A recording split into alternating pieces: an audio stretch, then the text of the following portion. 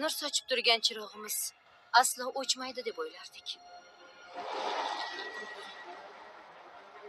Lekin qora dushmanimiz Morgat uyimizni chirog'ini o'chirgach, biz qarshi hujumga o'tdik. Va elflar legioni jangga kirdi.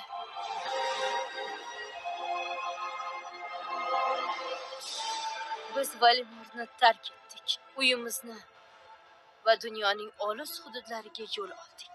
Ajratib turuvchi dengiz. Sanoqsiz xatarlar va dahshatli maxluqlar oralab yo'lga tushdik. O'rta yer nomi bilan mashhur zamin tomon.